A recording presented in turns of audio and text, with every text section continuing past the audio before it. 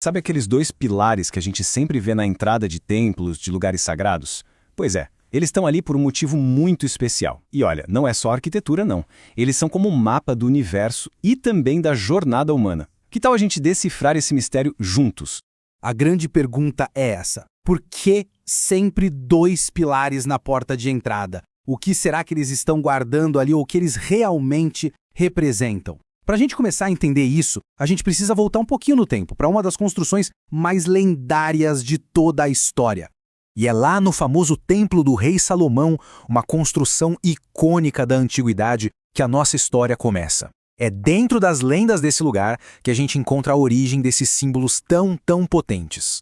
Então, segundo as Escrituras, Salomão ergueu dois pilares enormes, feitos de bronze, bem na entrada do templo. E eles tinham nomes, Boaz e Jachin. E tem um detalhe super interessante. Crônicas antigas sugerem que eles eram ocos. Imagina só, talvez servissem como uma espécie de cápsula do tempo, guardando documentos importantes e selando o conhecimento na própria fundação do templo. Bom, a primeira pista para a gente decifrar esse mistério todo está, na verdade, nos próprios nomes deles. Cada nome carrega uma promessa, uma peça fundamental desse quebra-cabeça. Vamos lá.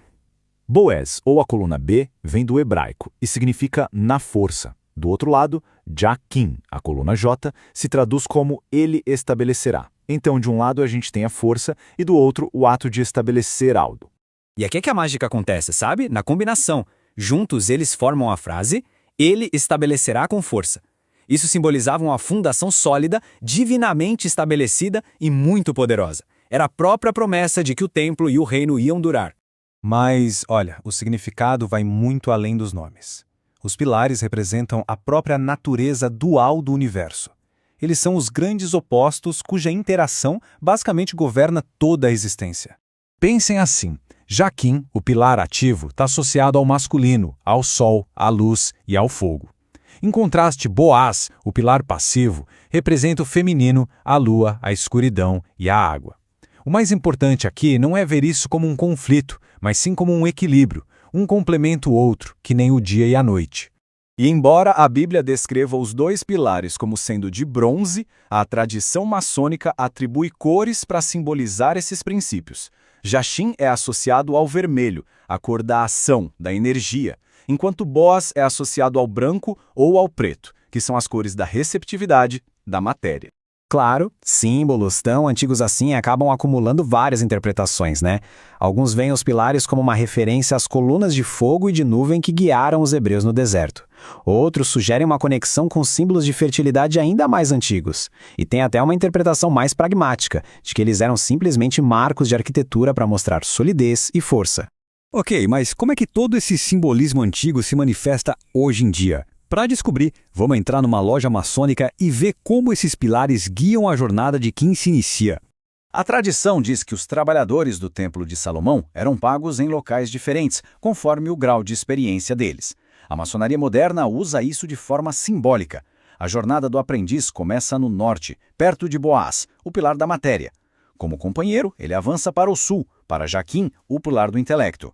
Já a maestria, o equilíbrio, é encontrada bem no centro, entre os dois. E se esse caminho percorrido no chão da loja não fosse apenas simbólico, mas também cósmico? É aqui que o simbolismo se expande e sugere que essa jornada espelhe um mapa muito maior. Isso levanta uma questão fascinante. Será que esse caminho entre Boaz e Jachin reflete um padrão maior? Um padrão que está literalmente escrito nas estrelas? E a conexão fica bem clara quando a gente pensa no zodíaco. A jornada do maçom, através dos graus, pode ser vista como uma alegoria da jornada anual do Sol pelas 12 constelações. Cada passo no caminho iniciático corresponderia a um passo no caminho celestial. Nessa visão, os pilares B e J se tornam os pilares solsticiais. Eles marcam os pontos extremos da jornada do Sol no céu, o Trópico de Câncer no norte e o Trópico de Capricórnio no sul. Assim como o Sol viaja entre esses dois limites, o iniciado viaja simbolicamente entre os dois pilares em sua busca pela luz. No final, todas essas camadas de significado, a histórica, a dualista e a cósmica, convergem para uma única verdade fundamental sobre a natureza da realidade e o nosso lugar nela. Essa citação captura a essência de forma perfeita. Um pilar não pode existir sem o outro. A força precisa da estabilidade, o ativo precisa do passivo, a luz define a escuridão. Eles são as duas forças opostas, mas absolutamente necessárias, cujo equilíbrio dinâmico cria e sustenta o universo. Isso tudo nos deixa com uma reflexão. Se Boaz e Jachin são os limites do mundo, os marcadores das grandes dualidades da vida, a questão não é escolher um lado. A questão é como encontrar o nosso próprio centro, o nosso próprio equilíbrio, no caminho que se estende entre eles.